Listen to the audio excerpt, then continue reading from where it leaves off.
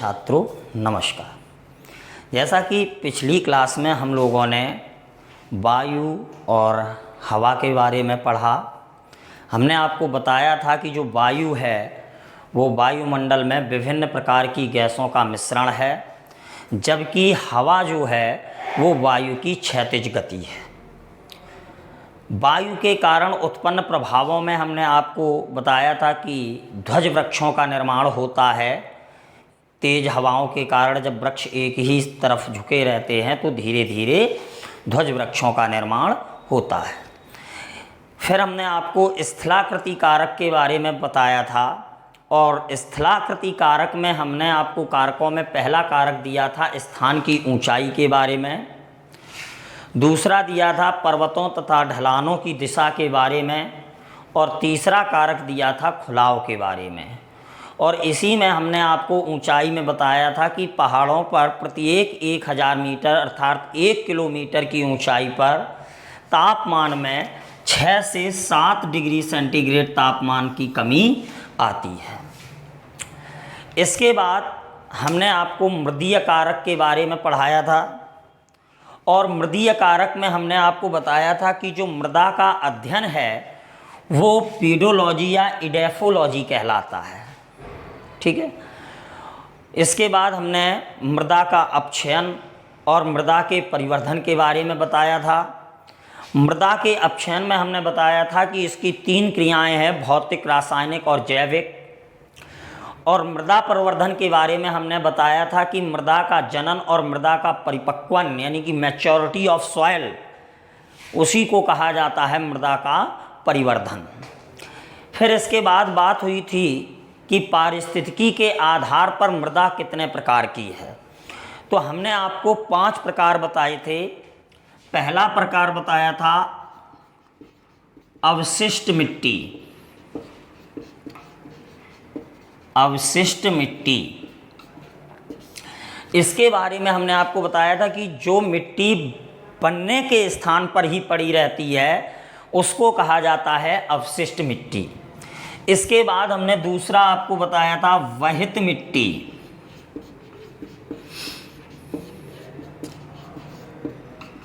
वहित मिट्टी के बारे में बताया था कि ये मिट्टी बनने वाले स्थान से बहकर आई हुई मिट्टी होती है। फिर इसके बाद हमने जलोढ़ मिट्टी की बात की थी।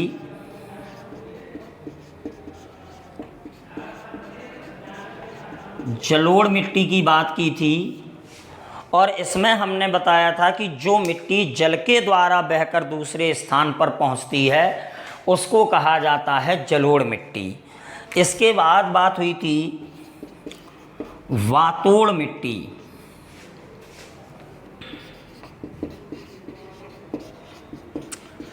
वातोड़ मिट्टी की बात हुई थी, तो वातोड़ मिट्टी में हमने आपको बताया था कि जो मिट्टी वायु के द्वारा उड़कर दूसरे स्थान पर पहुंचती है उसको हमने कहा था वातोड़ मिट्टी। इसके बाद बात हुई थी सैल या मलबा मिट्टी।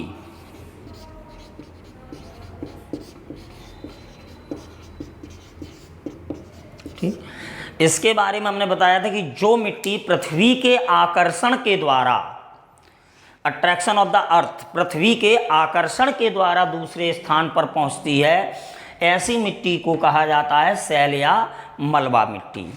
आज बात करते हैं मृदा परिच्छेदिका।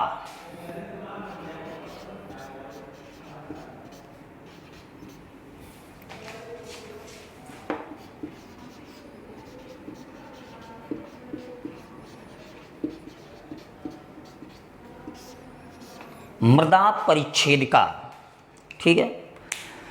क्या होता है परिच्छेदिका? मतलब पृथ्वी के परिच्छेद करना, उसकी काट बनाना।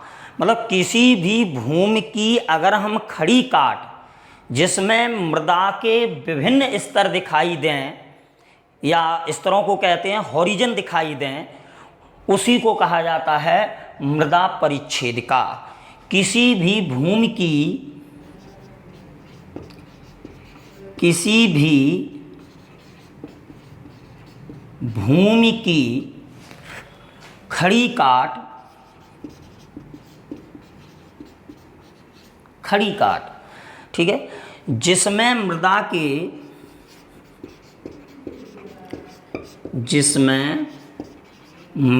के विभिन्न स्तर दिखाई दें, मृदा परिच्छेदिका कहलाती है।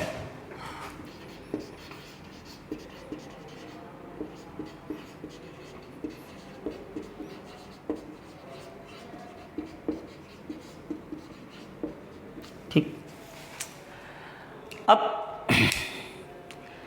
किसी भी मृदा परिच्छेदिका में कई स्तर होते हैं।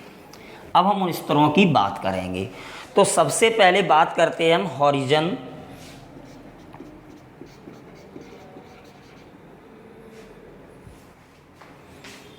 हॉरिजन ए, यानी कि स्तर ए की बात करते हैं। ठीक है, तो हम इसको कह सकते हैं कि ये भूमि का सबसे ऊपरी स्तर है। इसे शीर्ष मृदा भी कहा जाता है। ये भूमि का सबसे ऊपरी स्तर है। इसे शीर्ष मतलब सबसे ऊपर का मृदा भी कहते हैं।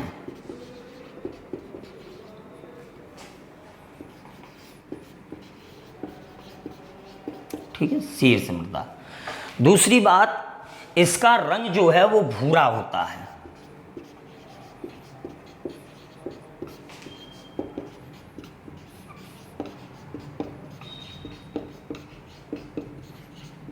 ठीक है, इसका रंग जो है वो भूरा होता है। ठीक है, तीसरी बात, इसमें ह्यूमस की बहुत अधिकता पाई जाती है। अर्थात हम ये कह सकते हैं कि ये हॉरिजन ए वाला जो स्तर है ये उपजाऊ होता है और ढीली मिट्टी का बना हुआ होता है। इसमें ह्यूमस की अधिकता होती है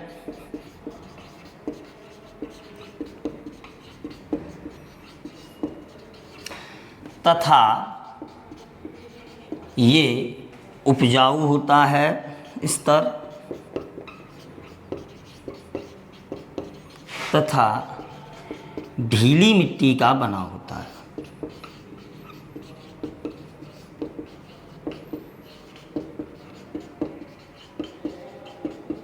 ठीक, अगली बात करें तो इसकी मोटाई जो है वो लगभग 10 फुट तक मानी जाती है। ठीक है, तो इसकी मोटाई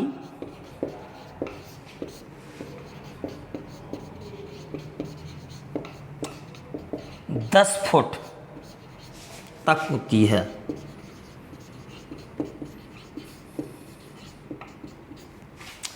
अगली बात करें तो इसमें जो है जब ह्यूमस अधिक है तो जैविक क्रियाएं भी सर्वाधिक होती हैं।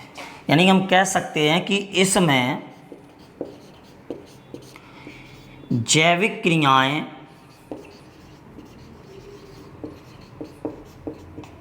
अधिक होती हैं।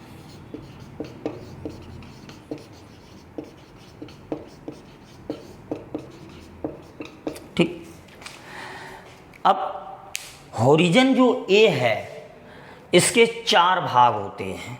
कितने भाग होते हैं? 4।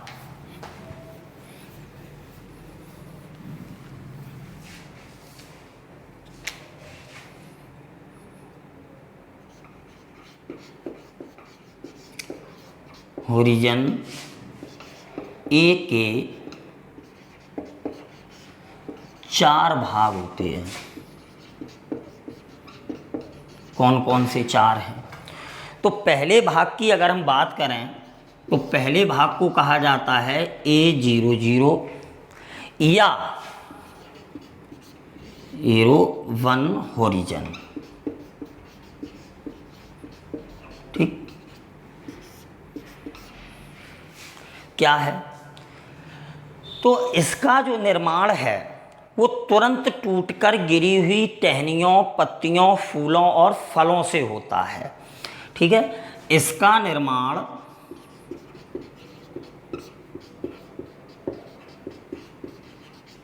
तुरंत टूटकर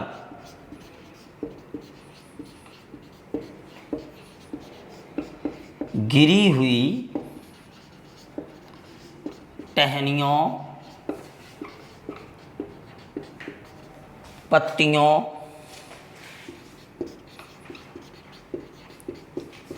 तथा फूलों आदि से होता है। ठीक है। दूसरा है A0, या इसको कहा जाता है O2 हॉरिजन। ठीक है, क्या है? इसमें सभी पादप अंग सड़ जाते हैं और आंशिक रूप से अपघटित होते हैं। इसमें सभी पादप अंग जो ये गिरे हुए हैं, पादप अंग सड़ जाते हैं तथा इनका जो है आंशिक अपघटन भी हो जाता है। आंशिक रूप से अपघटन होता है। ठीक। अब तीसरे भाग की बात करते हैं, तो तीसरा भाग है A1 हॉरिजन।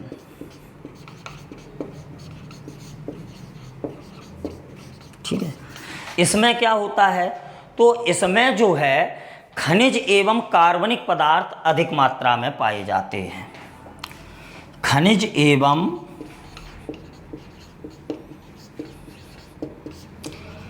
कार्बनिक पदार्थ अधिक मात्रा में पाए जाते हैं।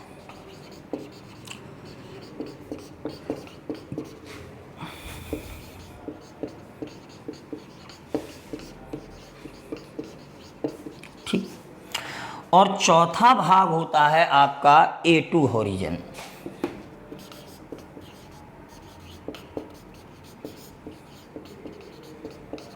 ठीक है, इसमें क्या होता है? तो इसमें कार्बनिक पदार्थों की मात्रा में काफ़ी कमी आ जाती है। इसमें कार्बनिक पदार्थों की मात्रा में कमी आ जाती है। देखो, यहाँ पे बढ़ा, यहाँ पे कमी आ जाती है थोड़ा सा। ठीक है, ये हो गया हॉरिजन A। बात करते हैं हॉरिजन B की।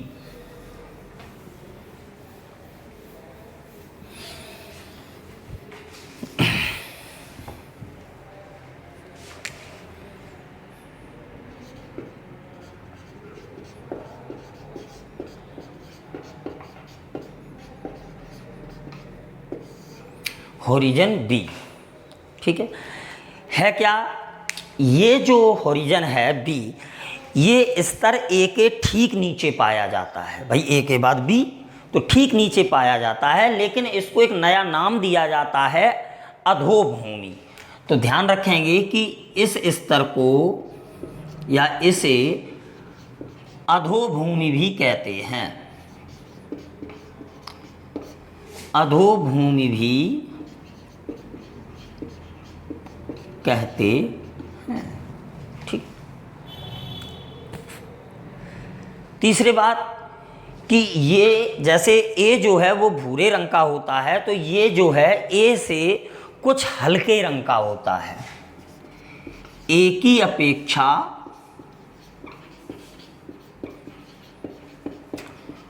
कुछ हल्के रंग का होता है।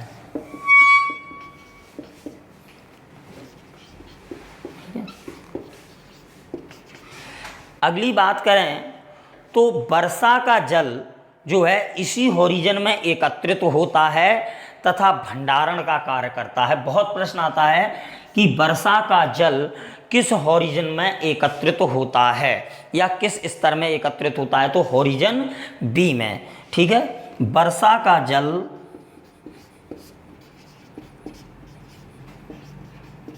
ठीक है इसी हॉरिजन में एकत्रित होता है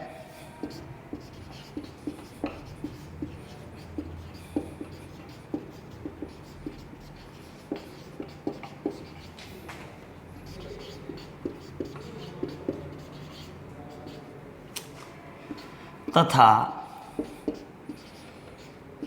भंडारण का कार्य करता है।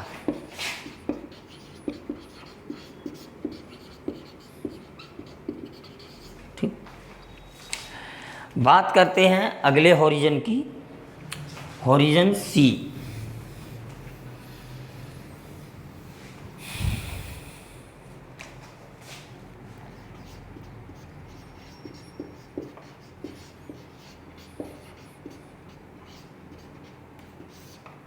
हॉरिजन सी। ठीक है, अब वही है कि ये बी के नीचे होता है, लेकिन इसकी विशेषता ये है कि इसमें कैल्शियम कार्बोनेट और कैल्शियम सल्फेट की परतें उपस्थित होती हैं। इसमें कैल्शियम कार्बोनेट तथा कैल्शियम सल्फेट की परतें उपस्थित होती हैं। ठीक है, ठीक है, और यहाँ तक जो है हॉरिजन सी तक जो लंबी जड़ों वाले पौधे होते हैं वही पहुँच पाते हैं। तो हम कह सकते हैं कि इस स्तर तक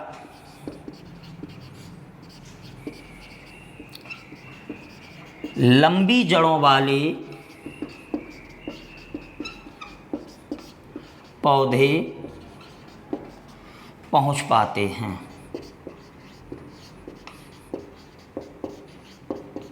ठीक, अगले हॉरिजन की बात करें,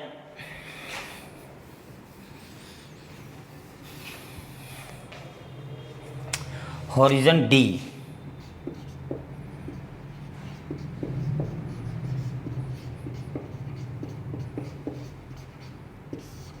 हॉरिजन डी क्या है? अब सबसे निचला हिस्सा है, ठीक है, और इसमें जो है चट्टानों की सतह और बड़े बड़े कंकड़ पाए जाते हैं। तो हम कह सकते हैं कि यह सबसे निचला स्तर है तथा यहाँ चट्टानों की परतें एवं कंकड़ उपस्थित होते हैं।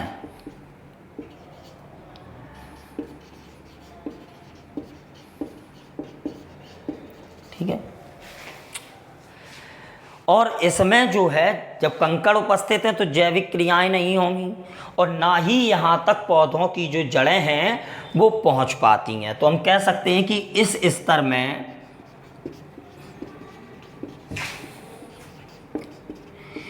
किसी भी प्रकार की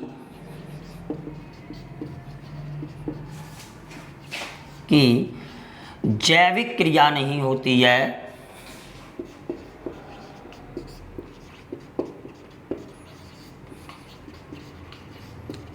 ना ही किसी पौधे की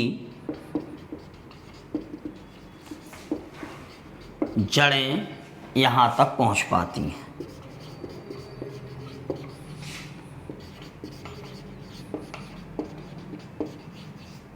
ठीक,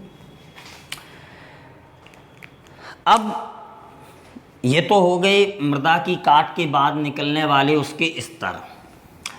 बहुत इंपॉर्टेंट टॉपिक है अगला, मृदा का संगठन।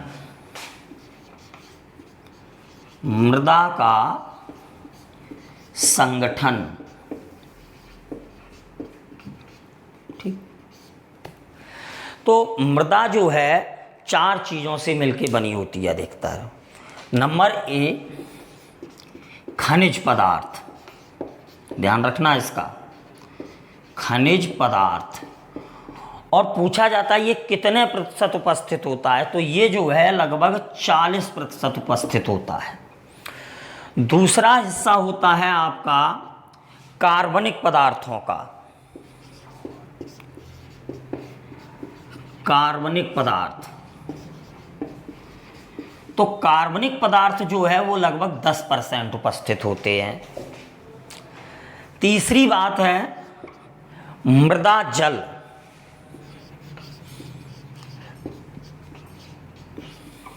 ये लगभग 25% उपस्थित होता है। और मृदा वायु, ये भी लगभग 25% उपस्थित होता, हो गया 100%। तो ध्यान रखेंगे, पूछ दिया जाता है कि मृदा के संगठन में या मृदा में खनिज पदार्थ कितने प्रतिशत उपस्थित हैं, तो 40%। या मृदा में कार्बनिक पदार्थ कितने प्रतिशत उपस्थित हैं, तो 10%। या मृदा में जल कितना उपस्थित होता है, 25%। किसका, संगठन का है। या पूछ दिया जाए मृदा में वायु कितनी उपस्थित होती है, 25%। इस तरह के प्रश्न आते हैं। अब हम बात करेंगे सबसे पहले खनिज पदार्थों की। तो बात करते हैं खनिज पदार्थ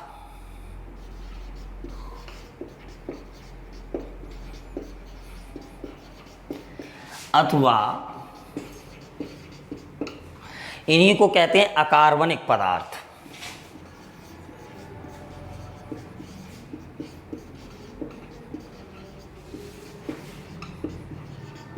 ठीक है, क्योंकि कार्बन तो 10% है ही है, तो ये हो गए अकार्बनिक पदार्थ।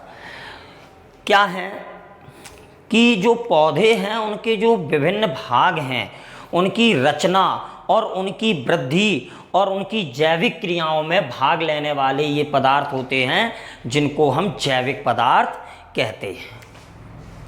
ठीक है, यानी कि हम कह सकते हैं कि ये पौधों के, ठीक है, विभिन्न भागों की रचना, विभिन्न भागों की रचना मतलब उनका निर्माण, वृद्धि, उनकी बढ़ोतरी तथा जैविक क्रियाओं में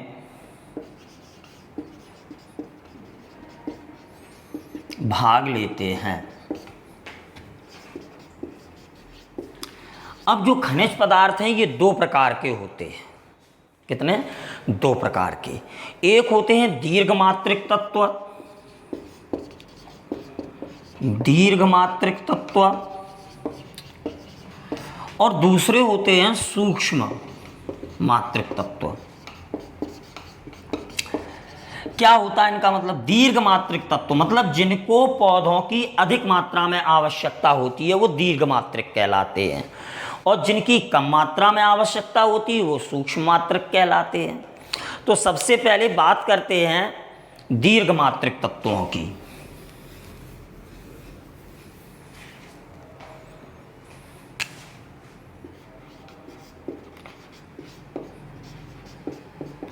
बहुत प्रश्न आता है यहां से, ध्यान रखना। दीर्घमात्रिक तत्वों का मुख्य कार्य क्या है? भागों की रचना करना तथा वृद्धि में भाग लेना। पौधे की विभिन्न भागों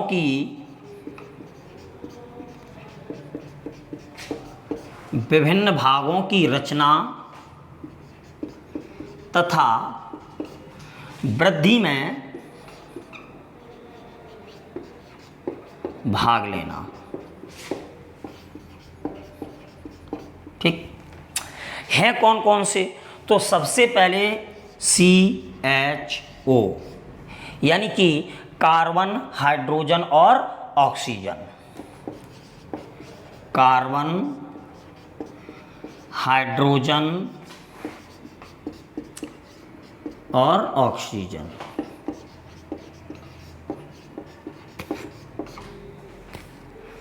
क्या काम है? ये कैल्शियम के साथ मिलकर, किसके साथ? कैल्शियम के साथ मिलकर कोशिका भित्ति और प्लाज्मा झिल्ली का निर्माण करते हैं।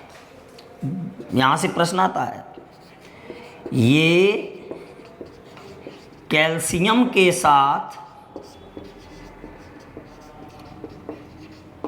मिलकर किस किस का निर्माण करते हैं? कोशिका भित्ति,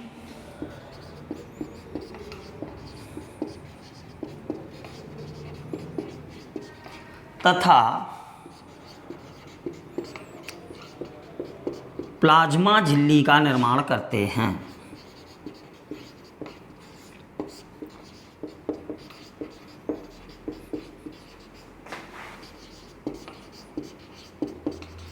ठीक। दूसरे हैं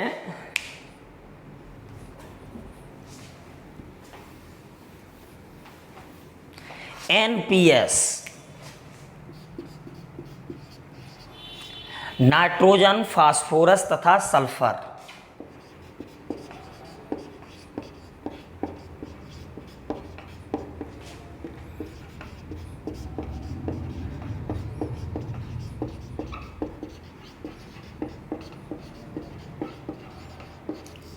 ये होते तीन, नाइट्रोजन, फास्फोरस तथा सल्फर। इनका क्या काम है?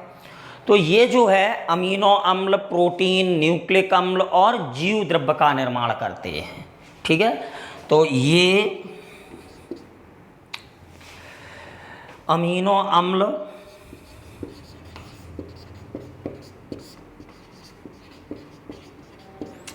प्रोटीन, न्यूक्लिक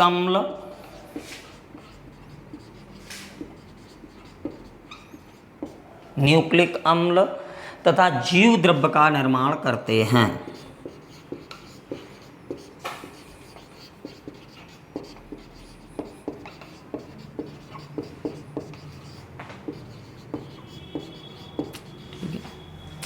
और तीसरा है आपका मैग्नीशियम।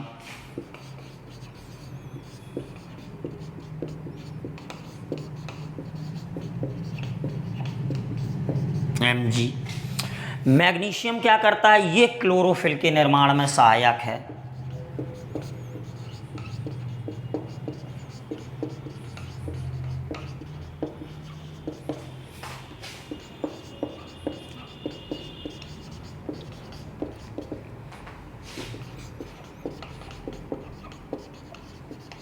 ठीक, बात करते हैं सूक्ष्म मात्रिक तत्वों की।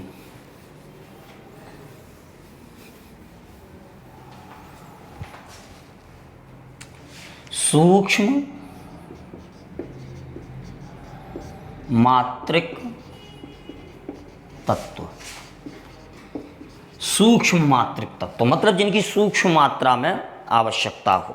ठीक है, ये क्या करते हैं? ये जो है जैविक क्रियाओं और रासायनिक क्रियाओं पर नियंत्रण रखते हैं। सबसे पहली बात तो ये जैविक क्रियाओं तथा रासायनिक क्रियाओं पर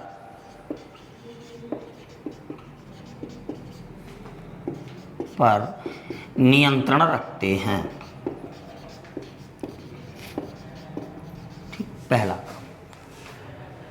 एंजाइमों और सह एंजाइमों के निर्माण में भाग लेते हैं। एंजाइमों तथा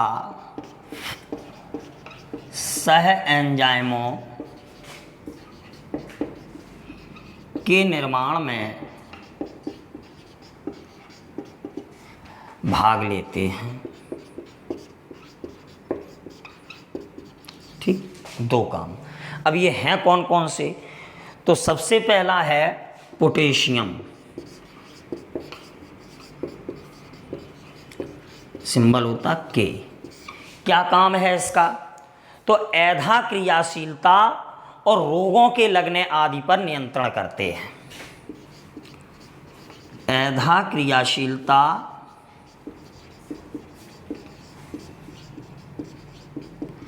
तथा रोगों के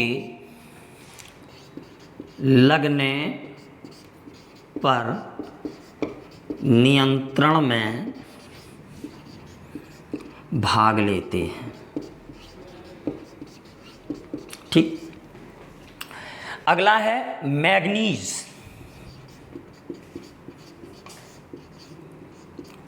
Mn। इसका क्या काम है? तो ये अपचयन और उपचयन क्रियाओं पर नियंत्रण करते हैं तथा क्लोरोफिल का निर्माण करते हैं। अपचयन तथा उपचयन क्रियाओं का नियंत्रण तथा दूसरा काम इनका बहुत इंपॉर्टेंट है, क्लोरोफिल का निर्माण।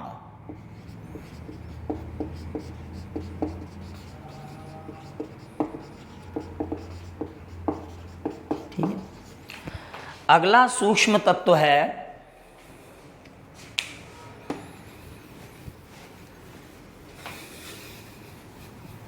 आपका आयरन, लोहा,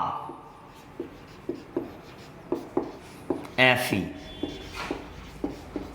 किसमें सहायक है आयरन?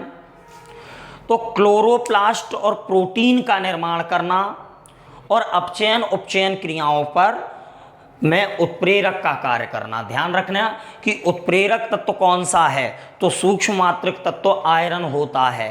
तो क्लोरोप्लास्ट प्रोटीन का निर्माण करना, क्लोरोप्लास्ट प्रोटीन का निर्माण करना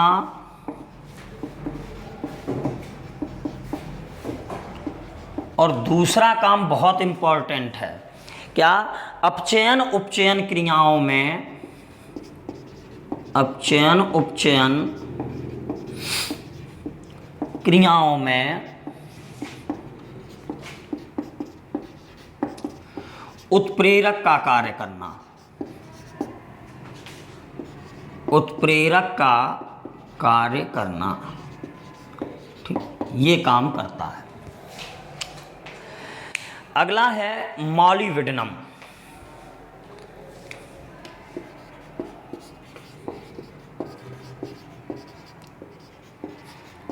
सिंबल होता है MO। इसका तो सिंबल भी पूछा जाता है, MO।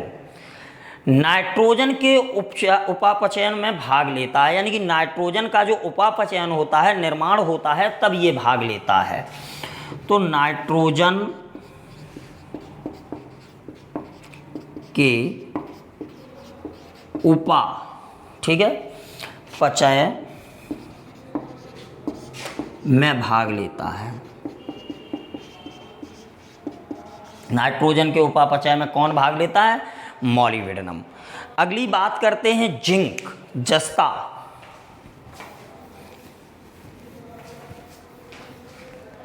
जस्ता क्या करता है? ये ऑक्सीजन तथा अन्य जो एंजाइम हैं उनके निर्माण में भाग लेता है। जिंक या इसी को जस्ता कहा जाता है, सिंबल होता है Zn। ऑक्सीजन तथा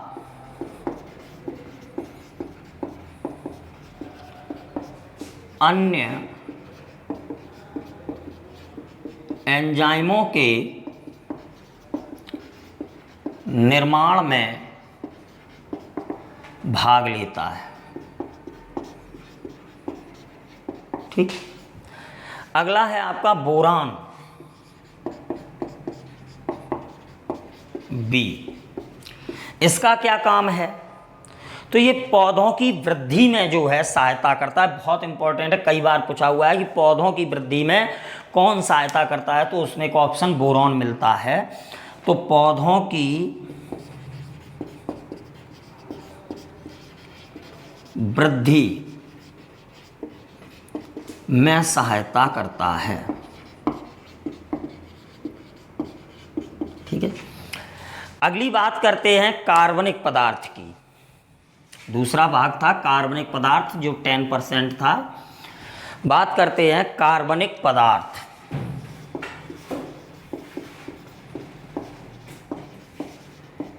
या इसी को कहा जाता है ह्यूमस। ठीक है, क्या है? तो जितने भी प्रकार की मृदाएं हैं उनमें सब में कार्बनिक पदार्थ पाए जाते हैं। ठीक है, और कार्बनिक पदार्थों का काम होता है मृदा की उर्वरता को बढ़ाना। और जितने भी कार्बनिक पदार्थ मृदा में पाए जाते हैं सभी को ह्यूमस कहा जाता है। ठीक है, तो मृदा में पाए जाने वाले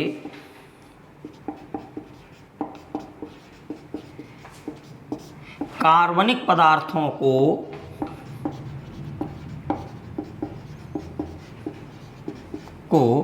ह्यूमस कहा जाता है।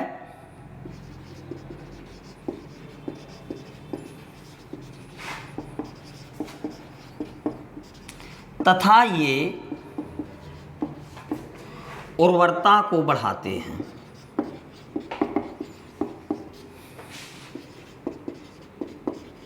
ठीक, अब बात करते हैं आगे।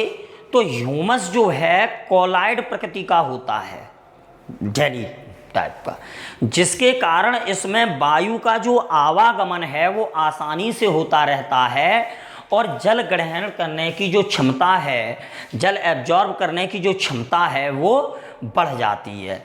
तो हम कह सकते हैं कि ह्यूमस कॉलॉइड प्रकृति का होता है,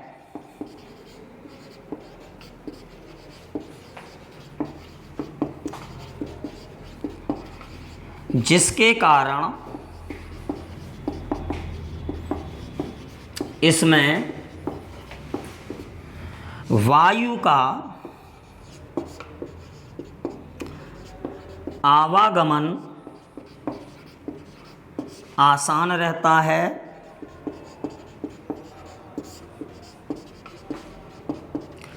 तथा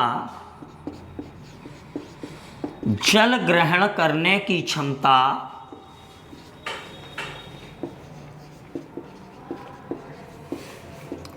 बढ़ जाती है। ठीक, अगला काम करते हैं मृदा जल का। तो मृदा जल जो है लगभग 25% हमने आपको बताया था उपस्थित होता है। तो मृदा जल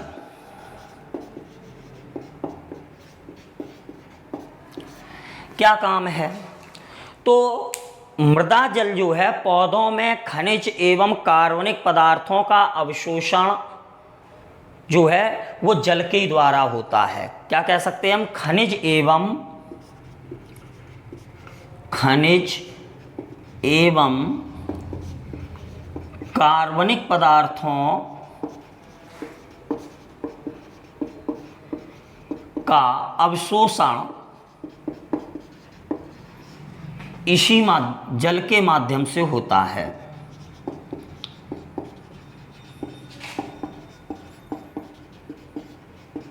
टिश्यू कौन काम करता है? जाइलम।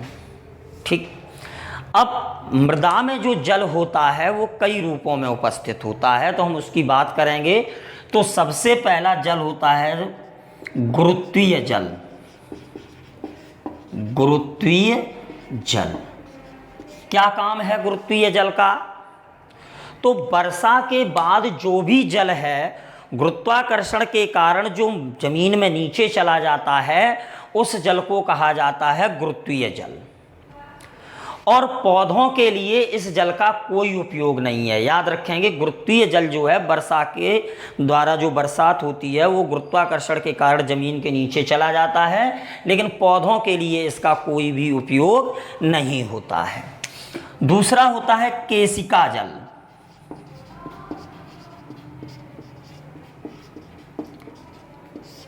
केशिका जल, ठीक है, ये क्या है कि केशिका, केसों जैसी नलकाएं, यानी कि मिट्टी जो है ये जल बीच बीच के कणों में उपस्थित रहता है और पौधों के लिए यही सर्वोत्तम जल होता है। पूछा जाता है पौधों की वृद्धि के लिए या पौधे कौन सा जल लेते हैं, तो केशिका जल। तीसरा जल होता है आर्द्रताग्राही जल। आर्द्रताग्राही जल। आर्द्रताग्राही जल क्या है? ये जो जल है ये मृदा के ऊपरी परत पर उपस्थित पाया जाता है और इस जल को भी पौधे अवशोषित नहीं कर पाते हैं। चौथा जल आता है आपका संयुक्त जल।